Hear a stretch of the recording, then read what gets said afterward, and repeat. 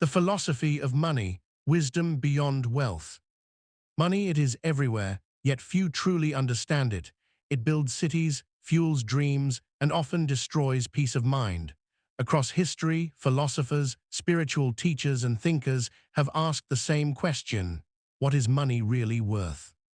The nature of money. At its core, money is a symbol, a shared story about value. It has no intrinsic power. Its strength comes from our collective belief in it. We trade hours of our lives, moments of our energy, and fragments of our creativity for pieces of paper, digital numbers, or shiny metals, all in the hope of security, freedom, and meaning. But the paradox of money is that the more we chase it, the more it tends to slip through our fingers. We earn, we spend, we desire more, and often forget to ask why. Money magnifies the person who holds it. In the hands of the wise, it becomes a tool for creation and compassion. In the hands of the careless, it becomes a weapon of vanity and greed. The Stoic view.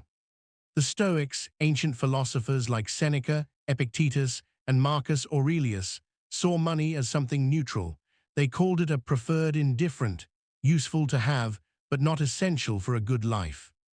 Seneca once said, "Wealth is the slave of the wise man and the master of the fool." This idea reminds us that our relationship with money is not about possession, but about control, self-control. The Stoic does not reject wealth, but they refuse to let it define them.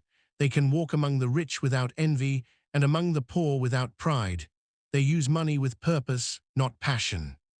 To live well, said the Stoics, one must learn to separate what is in our control, our thoughts, actions, and virtues, from what is not, including fame, luck, and fortune. Money belongs to that second category. It comes and goes, but wisdom remains. Modern reflections. In the modern world, we often equate progress with prosperity. Economic growth, technological innovation, and material abundance are seen as signs of success. But progress without philosophy is like a machine without direction. We have created more wealth than ever before, yet anxiety, dissatisfaction, and inequality grow alongside it. We have more tools, but less purpose, more abundance, but fewer moments of contentment. The philosopher and economist Adam Smith, often called the father of capitalism, understood this. Before writing The Wealth of Nations, he wrote The Theory of Moral Sentiments, emphasizing that a healthy society must rest on virtue, empathy, and moral imagination. Without those, money loses its soul. True progress is not measured in currency, but in character, in how we treat others, in what we build, and in what we choose to value. 4. Redefining wealth.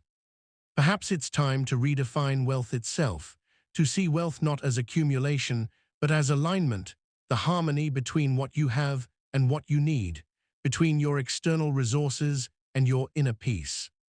The philosopher Diogenes once lived in a barrel, owning almost nothing, yet claimed to be richer than the Persian king. Why? Because he needed less. The modern Stoic doesn't have to reject money, but they must master their desires. The goal is not to be rich or poor, but to be free, to own your time, your thoughts, and your direction in life. 5. Progress and balance.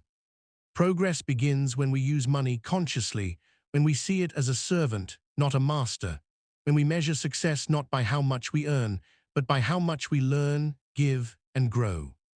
Money can buy comfort, but never meaning. It can buy pleasure, but not peace. It can build houses, but not homes. The true philosophy of money is not about renunciation or indulgence. It is about balance, to enjoy material success while nurturing spiritual growth, to pursue ambition without losing gratitude, to remember that the richest life is not the one with the most possessions, but the one with the most purpose. 6. Closing reflection. So ask yourself, what does money mean to you? Is it a source of stress or a tool of expression? Do you control it, or does it control you? The Stoics would remind us that fortune turns like a wheel. Sometimes we rise, sometimes we fall. But if our peace depends on things outside our control, then we will always be poor. If we anchor our happiness in wisdom, virtue, and simplicity, then we are already rich. no matter what our bank account says. Because in the end, money will buy you time, but not how you spend it. It will buy you comfort, but not courage. It will buy you many things, but never yourself.